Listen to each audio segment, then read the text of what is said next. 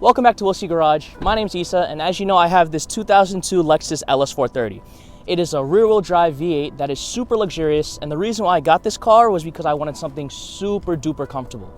Now, over owning the car for about 3 years now, it did get a little boring, and I wanted to learn manual. I needed something all-wheel drive for the winter, and I wanted something just more fun than what I already have. Now, what fits that criteria? A B7 A4.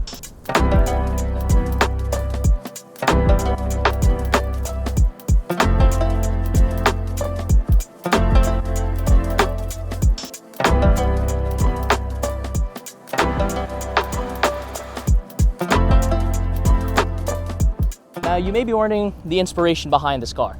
Now, if you watch our channel and watch even a handful of our videos, you'll see that Aki had a B7, well, has a B7. Awas had a B7, Jason had a B7, Ben had a B7, and Adam P had a B7. So I was really comfortable just buying this with all the knowledge of everyone. After a month or two of scrolling on Facebook Marketplace, we finally found this car, and we had to drive all the way to Queens. Now, with some New York negotiation. Yo, there's some maintenance to do this car, and the car is pretty dinged up. You think you do like 2,500? Yeah, I told you 2,900. Bring me 29, I'm gonna slap the shit out you. We finally got it. But with this being an older car with 162,000 miles, there's some cosmetic and mechanical issues that we have to take care of. So let's get that squared away right now. Some of the things that we're going to be doing today is just changing out the spark plugs and ignition coils, the headlight bulbs, air filter, and cam follower and camshaft position sensor.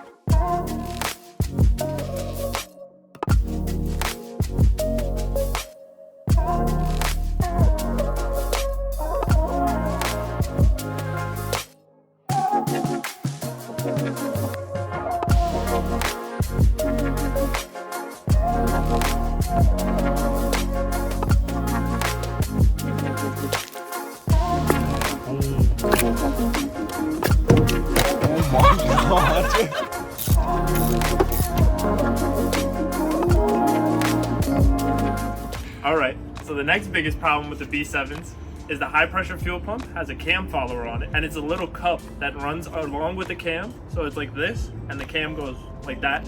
So with neglect of the cam follower, the metal shavings will follow all the way down to the cam position sensor, because there's a little magnet in there, and it'll have a mountain of just metal shavings on top, and that'll throw the reading out of whack and throw a code for cam position sensor. So we're gonna replace that along with the cam follower, so both of them don't give us a problem later in the future. Ben, yo, yell so he doesn't break it. Yell. Ben, carefully, Ben. Don't break it. Ben, don't. Ben, that can break. Ben, relax. Ben's been wrestling at it for like 5 minutes now. It's not coming off. That's a brand new PCV. What did you do this time, man? What did I do? Tell me.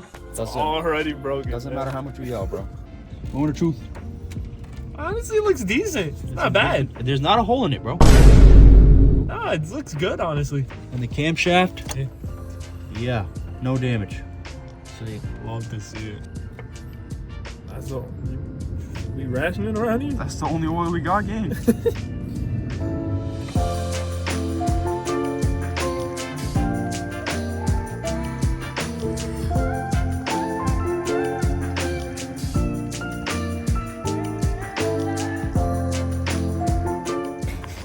With the cam follower and high pressure fuel pump finally back installed and everything tidied up, we're gonna go and take out the camshaft position sensor. Camshaft position sensor. Camshaft position sensor. So there's a chance that this is gonna have a lot of oil on it, correct? I mean, not oil. Not oil, metal shavings. Okay, and if it doesn't, then we got a solid purchase. If it doesn't, we're golden. If it does, all we're gonna see now is just what this magnet tells us. Yep. Let's see the state of that sensor. Put in the light. Put in the light. Clean? a little milky, but no nah, metal. It's not that bad. Not horrible. Is that metal on the side right there? A little bit. That's the metal? Yeah. That's OD. Nah, but on mine there was like a mountain on top, like on like this part. Wow. Wipe that. See how much that is? That's a lot of metal. That's a lot of metal. Those are chunks. You'll be alright. So. Hold on. Okay, we need a way to put this down so we can see it, because that's still a lot left on it, right? Yeah. Okay, let's get a napkin. Is that metal? Or is that dirt? No, that's a piece of metal right there, homie. Yeah, there's like little chunks. But you concerned? Nah. Engine's running, right? Yeah. Engine running great. All right, so let's see if this engine's as much of a tank as they say it is, huh? Isah, all the lines for the high pressure fuel pump are tight. Yeah. You want Ben to recheck them, or you confident in your work? The line and then the other bolt, I was like, It's fine. stop it. Where'd you put the valve?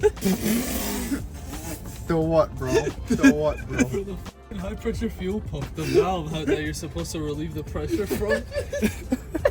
That was not me. Don't look at me. That was not me. Where'd you put I think you just lost like 3 gallons of fuel right there. You just lost a solid $15 is what I just saw. Where'd you put it? You said, yo, we gotta put these in a safe place. Nah, cause Holy shit. I didn't even turn the key on. I just opened the door. Yeah, that primes the fuel pump. Key on is fuel. Alright, that should be on tight. great. That was a 30-minute endeavor. Okay, the car down. round two. I'm gonna put the car down. First start. This is our first start, guys. This is the first start. Nothing happened before this. Start it, Isah. Start it.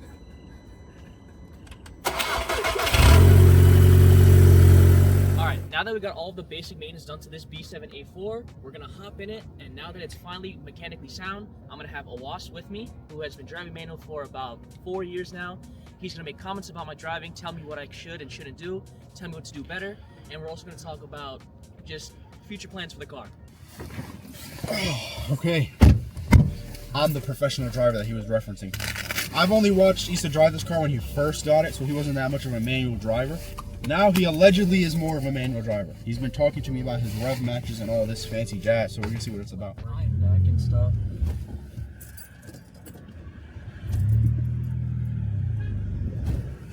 Yo! Just drive it right out of there. Honk more! You're in second gear! Oh, that's why. Yo, he stalled twice in a row. And then he tried taking off in second. What kind of big back? In a race car. In a race car. Missing side trim, by the way. Yeah, that happened to me on the track. You know, I was at Laguna Seca, you know, just a couple weeks back. Let's get some lunch. All right, so we're back from our lunch break. It was such a fantastic lunch that we changed outfits and time of day. Yes. But we're back now to witness Isah's magnificent driving in his new to him B7A4 with fresh maintenance. Let's get going. All right. That was a rough start, bro. Nervous for the camera, you know.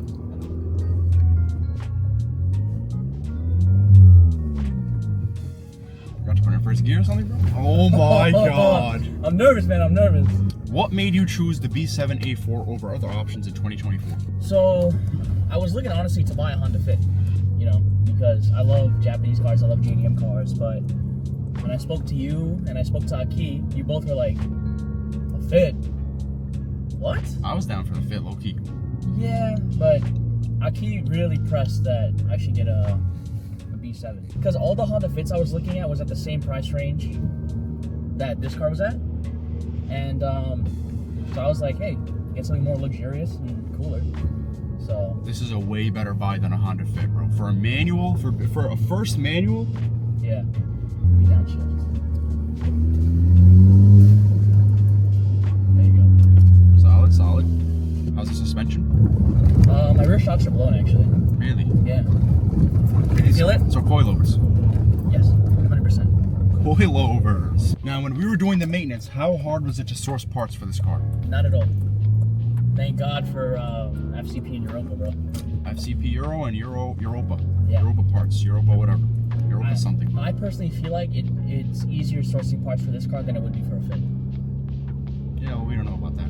It was easy for this car. Yeah, 100%. So what are we doing to this fantastically reliable, easy to drive daily car?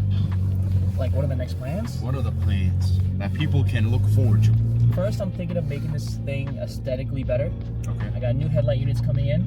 I'm gonna take those bumper stickers off, and I'm gonna fix that outer door panel trim. Yeah. I'm thinking maybe of fixing like all the dings and scratches and stuff. Like maybe getting those body panels like repainted, and fixing like the hood because the hood has 2 dents, like someone's sat on it. Yeah. He has an exhaust leak right now from the flex pipe. So we were thinking if we have to fix the flex pipe, we might as well just make a full custom exhaust, catalyst downpipe, new flex pipe, Since we're already there. straight pipe, valve muffler, since we're already in there. Yeah. And we've done exhaust so much. So definitely an exhaust. You guys can look forward to a custom B7 exhaust. Oh, hell yeah. Buying a manual car in 2024, I haven't been happier with like a vehicle in my life. And this thing is so worth the money that I spent. You know, the $3K that I spent, like, 3,000 is solid. You got a car, like a really solid car for 3,000. which is insane. Yeah. And honestly, having a manual vehicle in 2024 is not as much of a hassle that I thought it would have been. Driving manual honestly is so engaging. Like, it might be slow, it might be a little bit annoying in city traffic. I mean, we live in New York City. We're driving in Brooklyn right now, where he was literally just first gear, clutch in, clutch out, clutch in, clutch out, clutch in, clutch out. But still, it's fun, it's engaging. Like, if you want to have fun driving, get yourself a cheap manual car. Get yourself a manual car in general. Yeah. Because honestly, like I told you, at my job, sometimes I be working like 12-hour shifts, and I'm tired. But I see this puppy in the back of the parking lot, I'm like, oh, it's gonna be a fun drive home. You hop in your manual car, like, it's all gonna be a little bit better when I drive this thing. Oh yeah. And this is the first chapter of buying a manual B7A4 in 2024. You guys can follow along the journey as I upload videos, and I will honestly see you in the next one.